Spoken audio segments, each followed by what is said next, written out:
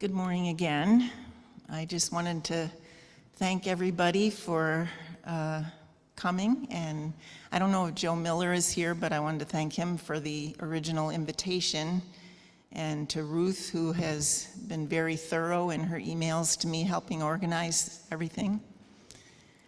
So I just wanted to start by inviting you, if there's any parts of you that you have left out there or this morning or just somewhere else other than here, to just bring yourself here and feel yourself in your seat and breathe in, I am here, and breathe out anything you have left out there. And breathe in, I am here. And really feel yourself here.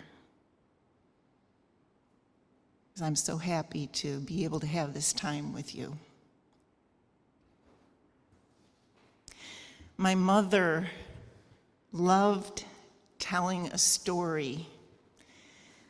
She was normally a pretty quiet person, but her favorite story that she repeated to me over and over again was how she was at a peace conference where she was in a room of people who were fighting about how to have peace. And I loved that story because of my mother's quietness, it was a big thing for her to stand up, raise her hand, and say, "What about love?" And everybody got very quiet. And as the session ended and people were filing out of the room, the Russian author who was leading the talk called her over and said, "Tell me about this love." Years later, as a befuddled teenager, I was sitting in my room staring at my corkboard where I had those bubble letters of the time. I had cut them out and I put them on my corkboard, and I was sitting there staring at those. I had cleared my room of everything having anything to do with childhood. All the whimsy, all the stuffed animals, all the color. And I had this boring room because that was what I thought it meant to be on the threshold of adulthood. And I wondered, what is peace? What is love? And still years later, as an adult, a friend said, "I love my neighbor." Oh, I don't love my neighbor. You know what I mean? I love my neighbor. And I said, "I know what you mean. I'm a lover too. You don't have to explain." And years later, another friend said, "There's different kinds of love, and we need to be careful who we love, and the world teaches us that that's the way it is. But that's not how we come into the world." I love people in a different way than I love chocolate, and I really love chocolate. I'm gonna just present a book that was shared with me by my father. And sadly, I didn't get to talk about it with him because I didn't read it until he was gone. But it was just like he was speaking to me. It's called Rising in Love by Alan Cohen. If you've not read it, I highly recommend it. Don't wait like I did. But the author proposes that we can each love everybody that we cross paths with. That's a tall order. How do we do it?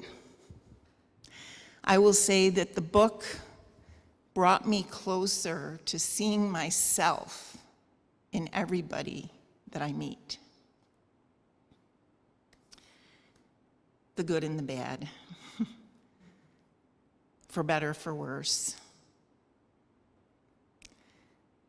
Pavritha Mehta, the founder of Service Space, tells how a young man was being held at knife point. The guy wanted his wallet and he handed it over. But he didn't just let the man run away. He said, "You look cold. Here, take my coat." And the man looked at him like he was crazy. But he took the coat. And the young man, he didn't let it end there. He said, "Have you had dinner yet?" And he invited him to have a meal. And after the meal was coming to its end, he said, "You know, I'd really like to pay for your meal, but you have my wallet." And the man took the wallet out of his pocket and pushed it across the table. And then the young man said, "Can I have the knife too?" And the robber gave him the knife. I don't know what happened after that, but perhaps that was love. Maybe that was peace. I picked up a Chicken Soup for the Soul book, and I read how Lynn Twist, who was an author and humanitarian, was just coming out of one of her talks about her humanitarian work in other countries. And she hopped into a cab and quickly discovered, as the man drove pretty recklessly, that she was with a very angry African-American man. Not long after she got in the cab, the man was cut off by a Sikh driver. And he was very upset, got out of the car, started banging on the hood of the car, pulled out a knife. It wasn't looking good. And Lynn was in traffic. She was frozen in place. She thought, I've been doing all this work in Africa and Bangladesh and all these places. Can I walk my talk in this situation? Well, the man he didn't calm down. He got back in the car because the light changed. And she said, "You know, you better calm down," which made him angrier. And he drove more recklessly until he reached her stop-off place. And he screamed out the fare. And she started handing over the money, but she said, "You know, I don't have anything else to do. Would you like to talk?" And the man just was startled and looked at her like she'd lost her marbles. But in no time, she was in the front seat. They were holding hands, and he was pouring out a terrible story of abuse and brutality. And by the end of that time together, they hugged and respectfully said goodbye. I believe that was love. Could each of us be that strong, that brave? Could we let go of fear long enough to let love come into the situation? My naked truth is that I was faced with unscrupulous contractors that drove my partner Scott and I nearly to the edge of sanity. The experience made me feel like I had failed somehow because I was kind and understanding and compassionate and trying to deal with these people. And then I wondered if my compassion and love for others was exceeding my compassion and love for myself.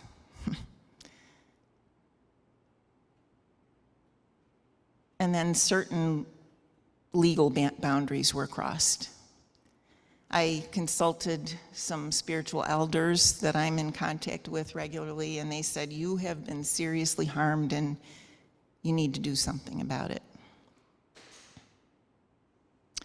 Compassion comes into my prayers for those contractors because I know there was some deep hurt there. And my heart informs me that whatever they did with us and beyond that, whatever penalties came to them, they brought it on themselves. That's the balance. We may never be in such devastating or frightening circumstances as the things that I've just talked about, but there will always be people in our lives who challenge us to love them. It's not a hallmark kind of love, nor does it mean we will be in close contact with everyone we meet. It means that we can choose to look beyond appearances to the heart of the person who stands before us. Though they may be champions of irritating behavior, we look deeply to allow ourselves to see the innocence and beauty beyond an abrasive personality that disguises deep wounds. We have the capacity to love, open our hearts wide, and gather enough strength to be kind, compassionate, and caring, even when we feel the least like doing so. We also have a responsibility to discern when the balance tips and we have abandoned compassion and love for ourselves. Thankfully, here we go with the juicy part. I once had the honor to meet a genuine master of love and peace. Like many who follow a teacher, I keep his picture nearby to remind me of his great wisdom.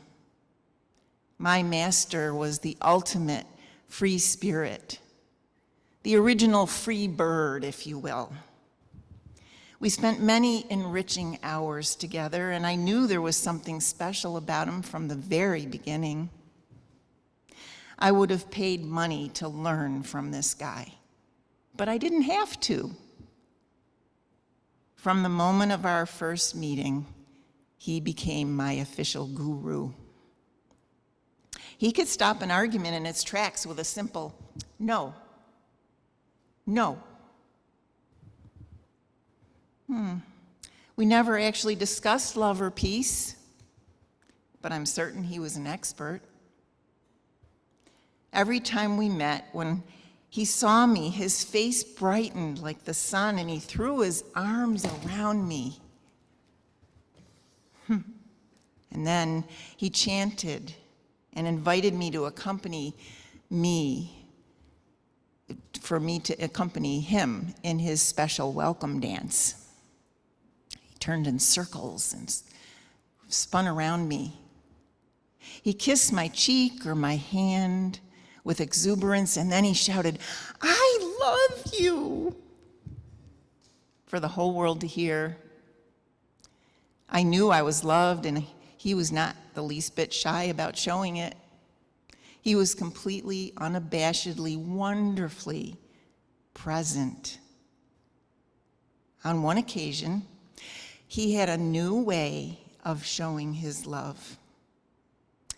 He said, "Robin, I want you to see me naked." A little while later, he disappeared, and when he reappeared again before me, he was gloriously naked. Not a stitch. He said, "Robin, I'm naked." I said, "Yes, you are." And I felt the color in my cheeks, and me and his mom were just laughing. I'm sure you might have thought for a bit that I was in some kind of a weird cult, but I assure you, my guru was a 4.5-year-old glorious little child, very enlightened. Whenever his mother invited me to dinner, he always showed me what it means to be in love, to be peace, to be naked. And what I mean by that is he didn't wear masks and never hid behind the well-thought-out disguise that we adults call persona. There was never a thought about putting away parts of himself the way I did when I was a messed up teenager and I thought being an adult meant I had to just have everything dry and dull. My guru felt no need to swaddle his heart in thick layers of ace bandages and duct tape. He hadn't yet suffered rejection or grief, no unfortunate life experience that would cause him to seek years of therapy to unravel the wrappings of defense and protection, the things that keep us from what we most need and want. His heartfelt expression and the joy behind it were as pure as the clearest crystal, the bluest ocean, the whitest snow.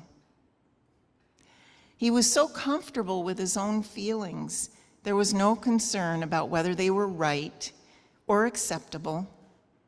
His heart was just out there, naked, for all to see and enjoy. Somehow in the time I had with that little guy, I hope that he will remember my responses to him that will help him hold on to his exuberance the way he helped resurrect mine.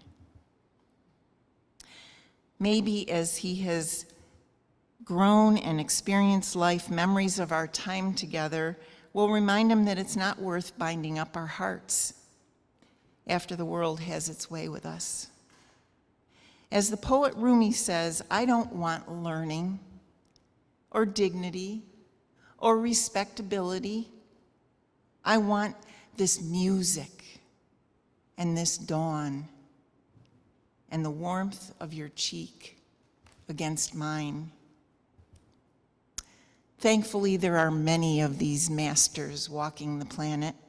So my wish for you is that you will meet and spend as much time as you can with one or more of these amazing beings.